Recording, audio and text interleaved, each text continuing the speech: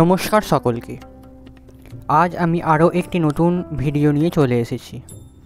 এই সিরিজের নাম শ্রীমদ্ ভগবদ্ গীতা যথাযথ, তে প্রতি শনিবার একটি করে ভিডিও আসবে। এই সিরিজে আমি আপনাদের বলবো শ্রীমদ্ ভগবদ্ গীতার প্রত্যেকটি শ্লোক এবং তার বাংলা অর্থ ও তর্জমা। শ্রীমদ্ ভগবদ্ গীতার দ্বিতীয় অধ্যায় সাংখ্যযোগের শ্লোক নাম্বার 23 থেকে 25। শ্লোক নাম্বার 23। নৈনং ছিন্দন্তি শস্ত্রাণি নৈনং দহতি পাবকঃ ন চৈনং ক্লেদয়ন্ত্যোপো ন শশয়তি মারুতঃ। শ্লোক নাম্বার 24।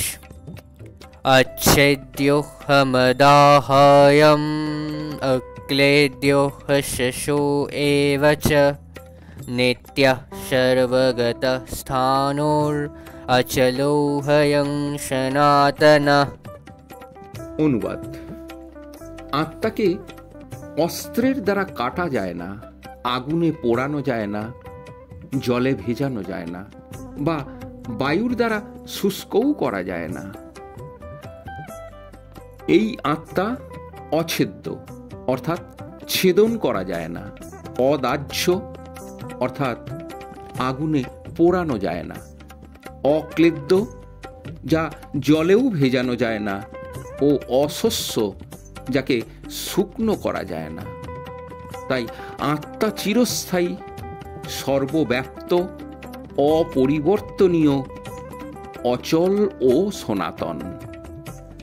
তাৎপর্য: পারমাণবিক আত্মার এই সমস্ত গুণাবলী অনিবার্যভাবে প্রমাণ করে যে সে অবশ্যই পরমাত্মার পরমাণু সাদৃশ্য অংশ এবং সে নিত্যকাল অপরিবর্তিতভাবে একই পরমাণুরূপে বর্তমান থাকে। এখানে সর্বগত শব্দটি তাৎপর্যপূর্ণ, কেননা এ বিষয়ে কোনো সন্দেহ নেই যে ভগবানের সৃষ্টির সর্বত্রই আত্মা বিরাজ করছে।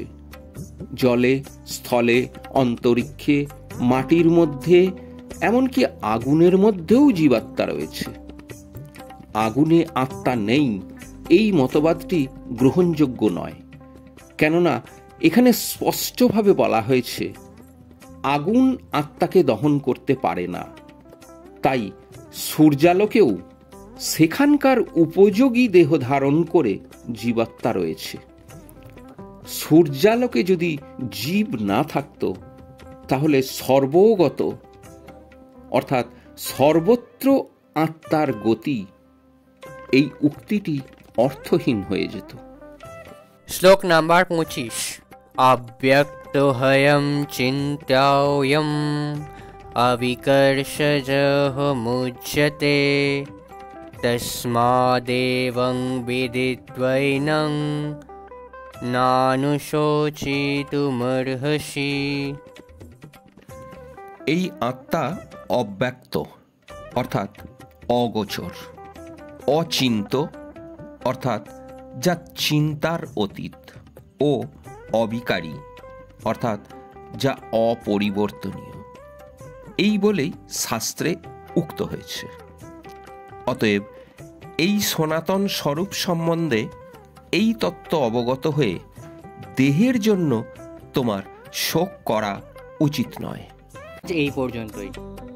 ভিডিওটা কেমন লাগলো অবশ্যই কমেন্ট করে জানাবেন। ভিডিওটা ভালো লাগলে চ্যানেলটা সাবস্ক্রাইব করবেন, পাশে থাকা বেল আইকনটি প্রেস করে দেবেন, লাইক, কমেন্ট এবং শেয়ার করবেন। সম্পূর্ণ ভিডিওটি দেখার জন্য অসংখ্য ধন্যবাদ।